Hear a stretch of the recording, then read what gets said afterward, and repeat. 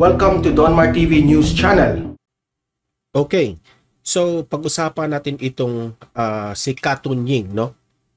Binabatikos ngayon sa social media dahil nga dito sa pag-interview dito sa retired police na nagkaroon ng road rage na klarong-klaro sa video na siya yung may kasalanan. Tapos yung siklista naman hindi siya nag-file ng case kasi ayaw niyang gulo. Ngayon, in-interview ito ni Katunying. Kasi alam ko naman bilang isang vlogger, itong si Katunying, sinamantala niya itong balita na ito, itong trending na girian, road rage sa isang police, retired police, na trending ito ngayon, kaya binigyan ng pagkakataon itong retired police na i-interview ni Katunying. Pero hindi nagustuhan ng taong bayan. Hindi nagustuhan sa mga ilan sa ating mga vloggers itong nangyari. Dahil nga sa vlog ni Katunying sa pag-interview dito sa retired police, parang syempre, no, pabor sa kanya yung sitwasyon, no, na kapag explain siya sa kanyang sarili at ipinagtanggol niya ang kanyang sarili. Ngunit marami ang nagagalit. Marami ang nagagalit kay Katunying dito, no? Kasi parang kinakampihan raw dito ni Katunying. Meron pang mga audience nagko-komentaryo doon na nagsabi na binayaran itong si Katunying raw, no? Pero hindi natin alam yan, no? Yan ay haka-haka lamang na binayaran si Katunying para ma-interview lang itong retired police. Okay?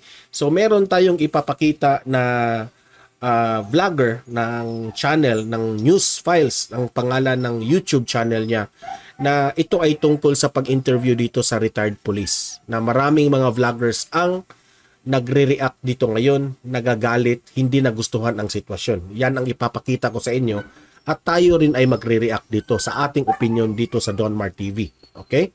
Pero bago ang lahat, i-like muna at i-share itong video natin sa Facebook at sa YouTube para kakalat ito sa taong bayan. At i-subscribe, i-follow itong Donmar TV para lagi kayong updated sa mga balita na trending na kagaya nito. Okay? So, i-play natin itong video at magre-react kaagad tayo dito. Play. Ni Black Sheep. Hi ka, Katunying. Gusto mo palabasin na ito, vlogger rin ito ha, na nagre-react. Kawawa si Kalbo? Kaya yung mga nagpapakalat po na kaya ako daw po. Ito yung explanation ni Katunying bakit raw niya in-interview itong retired policeman, no? Kasi marami nang nagagalit sa kanya So nag-i-explain na ngayon si Katunying. In-interview si Gonzales para daw po linisin ko yung kanyang pangalan at para daw po yung bang para bang magmukhang kawawa pa. Bakit mo kasi in-interview pa, Katunying? Dapat hindi mo na lang in-interview yan. Alam naman natin na klarong-klaro yun sa video na siya yung may kasalanan. In-interview mo pa, di ba? Pero okay lang naman na in-interview mo. Pero sana tinanong mo siya ng prangkang-prangka na yung patas rin naman sa siklista. Paningin ng publiko, hindi po totoo yun. Kung sino man po nag-imbento niyan, kasinungalingan po yan, mga kababayan. Inulan ngayon ng batikos si Antoneta Berna o Katunying matapos interviewin si Wilfredo Gonzales. Ayon sa mga netizens, sinamantala daw na ma-interview dahil viral para dagdag views at ayon nga sa ibang viewers ay tila nakakasuka daw. So ito yung sabi, sinamantala ni Katunying ang pag-interview dito sa retired policeman dahil viral, trending siya ngayon. Posible. Kasi ako as a vlogger, gusto ko rin mag-trending, mag-viral ang aking video. So marami namang views itong vlog ni Katunying, interview niya dito sa ni Gonzales, no? Which is posible na ganun yung pakay ni Katunying at marinig rin yung side ng policeman na retired police na ito. Diba? Panoorin ang interview. Marami ang nadismaya. Sinisisi ngayon ng taong bayan si Katunying at ito ang nakakagulat. Ayon kay General Macanas, tiningnan daw niya yung vlog ni Katunying. Sobrang dami daw na mga negative comments. Panoorin natin ang buong detalye.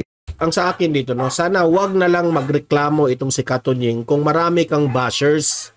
Kasi alam mo yan na kapag i-interview mo itong si retired police Gonzales, talagang ibabashin ka. Talagang maraming magagalit sa iyo. Dapat alam mo na yan, Katunying. Kay General Macanas. Binasa ko yung mga comments. So, ganito, Venus Price. Hindi tayo makapagpakita dito sa interview ni Katunying, ha? Baka makapiright tayo. Kaya ito lang yung ipinakita natin. Balita na maraming nagalit kay Katunying. Itong mga comments nanood kay Jojo. Iglesia ni Cristo ako, pero hindi ko nagustuhan ang ginawa ni Taberna. Hindi makatao. Yon. Edenes Paldon. Nawalan ako ng respeto kay Katunying. Ipinagmamagaling niya na journalist daw siya, pero niyurakan niya ang kanyang pangalan. Ibig sabihin, hindi magandang gawain ng isang magaling na journalist yung pag-interview sa ganitong klase ng tao. Ito na, si Eric. Pinanindigan na ni Katunying ang kanyang pagiging tambaluslos. Marcelino Balaso. Sabi niya, Tunying, pumatol ka sa mukhang panig ka pa sa gago na yan. So maraming galit. Gemma Muscat. Nawalan na ako ng ganang manood kay Katunying. Nakakahiya. Si Lex Tam. Katunying, pag pera talaga ang gumalaw, nababago ang tao. So anong ibig sabihin niyang pera ang gumalaw? Parang nagbayad si Gonzales ng pera kay Katunying para interviewin. I don't know. And then, ito, HJ Connect TV. Wala na manood kay Tune In Money. Mag-unsubscribe na kayo kay Katunying. Okay, so, from there, pinuntahan ko na yung channel ni Katunying at hinanap ko yung interview niya. Pinanood ko na rin. Okay, pagkapanood ko, nako, comments na naman. Ito yung mga comments. Nilista ko lang yung mga significant comments. Iris Romero. Kung mag-e-expect si Katunying na merong positive comments, talagang walang positive comment yan. Lahat ng komentaryo ng vlog niya, magiging negative yan. No? The fact na klarong-klaro yung video na yung retired police yung may kasalanan, wala talagang kahit ipagtanggol pa niya ang kanyang sarili dyan sa vlog mo, Katunying, hindi yan kakampihan ng taong bayan. At ikaw naman, Katunying, ready ka na ready kang mabash ng taong bayan. Ready kang tanggapin na talagang yung alam ko naman YouTuber ka, 'di ba? Dito sa YouTube natural yung ibabash ka, natural yung meron talaga kang bashers. At ito ngayon ang sobrang daming bashers ni Katunying. So talagang alam mo 'yan. Tanggapin mo 'yan. Alam mo na meron talagang alam kong ganito talaga ang mangyayari na marami kang maging basher sa pag-interview mo dito kay Gonzales. So expected 'yan, Katunying. So wag ka nang mag-reason out, no? Kung ako pa sa iyo, wag ka nang mag-reason out. Very disappointing, Taberna. Bakit ninyo bibigyan ng chance na marinig ang isang taong tulad nito Exactly. sa inyong platform? So, dismayado ito. Ito, Pierre Bellasor. Nasa 18 minutes pa lang ako ng video, nasusuka na ako. Ako rin, dahil pinanood ko ng medyo matagal, nako, medyo Yung iba nasusuka, hindi nila tinapos yung video. Dahil, sobra nga ng nakabatay yung interview sa kanya yan, kay Gonzales. tutok na tutok sa kanya yung may sakit siya sa puso, ganun. Para bang ipinalabas sa vlog ni Katunying na maawa rin tayo dito kay Gonzales. Parang ganun ba? Kaawaan rin siya. Na yun ang hindi ikinagusto ng taong bayan. Okay? Inis. Oriel de la Cruz. Nakakadismaya. Binigyan pa talaga ng avenue to explain. Again, sinisisi nila si Katunying. Black Sheep. So, comment ni Black Sheep. Hayop ka, Katunying. Gusto mo palabasin na kawawa si Kalbo? Na wala bilib ko sa iyo. Basta ka panalig, kahit anong mangyari, didepensahan talaga. Kapanalig, please comment. INC ba itong si Wilfredo Gonzales? Baka hindi naman siguro. Kung INC man yan, tiwalag na yan.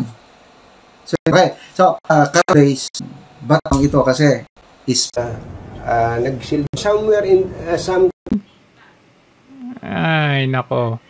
Ang lokong nito. sir, ilang taon na po ba kayo Responsibilidad ngayon? mo yun. Ngayon po kayo siguro somewhere in sometime in the past na Ito si Jojo de Guzman, Connect TV. Iba naman ito na vlogger, okay? Ibang vlogger din ito, no? At sa isa. Ito opinion niya ito ha. Talagang ipinakita niya yung interview na talaga ni Katunying at nagre-react na siya. cover ako sa pulis, nasasalubong ko kayo pero baka hindi ko naman kayo napag-ukulan ng pansin. Ilang Kalbo taon po ba kasi, kayo kaya ngayon? hindi mo napag-ukulan ng pansin. 64. Magsi-64 po. Okay. Ilang taon po ba kayo Oy, Nitch Gids! retired na mula nung nag-retire po? Nagretiro po ako noong July 8, 2016 po. Opo. At kayo po ay nagsilbi sa Quezon City Police, tama po ba? Opo. Opo. Okay. Pagkatapos po ng Restart. inyong pagre-retiro, ano po yung inyong pinagkakaabalahan? Naghanap po ako ng iba-ibang trabaho para masustain ko po yung gamot namin mag-asawa. Opo. So meron po kayong parang maintenance medicine, ano? Opo, marami po. Opo. But meron po ba kayong mga sakit, ganun? Marami po. Isa ito sa mga interview ni Katunying na parang kaawaan itong police, retired police. Okay? Pero kung totoo man, no? Hindi ko natatapusin yung video na yan. Kung totoo man na may sakit itong retired police na ito, tayo ay hindi naman natin siya babatikusin, kundi sana gumaling siya, no? Pero hindi yun para reason na ikaw ay maging pasaway sa kalye na mang-aapi ng mga maliliit na tao, di ba? So hindi yun reason. Dapat nga maging mabuti ka pa kasi meron kang karamdaman, no? At pati yung asawa mo, no? Sana gumaling ka. Pero yung ginawa mo sa road rage ay hindi yun katanggap-tanggap, no? Wala yung karamdaman mo, walang ano yun. Hindi yun include sa pangyayari na ginawa mo, no? So ito lang ang ma-conclude ko dito na sana hindi na lang in-interview ito ni Katunying kung siya naman ay hindi niya nagustuhan na marami siyang bashers. Okay? So Katunying, no? Idol ka pa naman ng mga taong bayan, marami nang ayaw manood sa programa mo dahil sa ginawa mong ito, sa pag-interview mo dito sa retired police.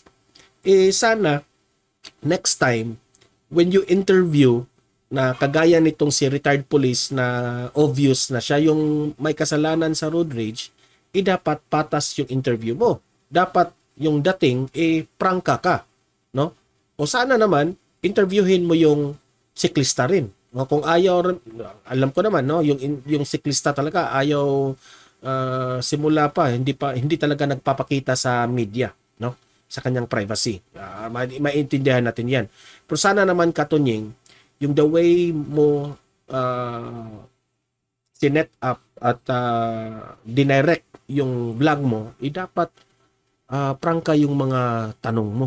Bakit mo nagawa yun? Hindi yung vlog na para nakatutok lang dito sa sa retired police na para kaawaan siya. Mali yung dating mo, Sir Katunying, no? Alam kong magaling kang newscaster, reporter, isa ka sa mga batikang magaling na reporter, newscaster, no, sa panahon ng ABS-CBN. Alam ko magaling ka, pero dito medyo akseptahin mo na marami talagang magbabash sa'yo dahil binigyan mo talaga ng airtime na kaawaan itong yan kasi ang dating no?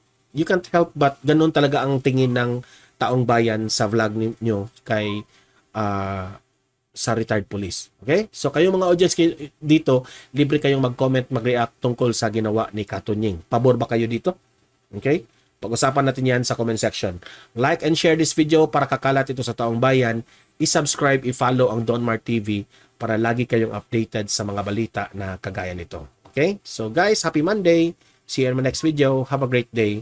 God bless inyong lahat.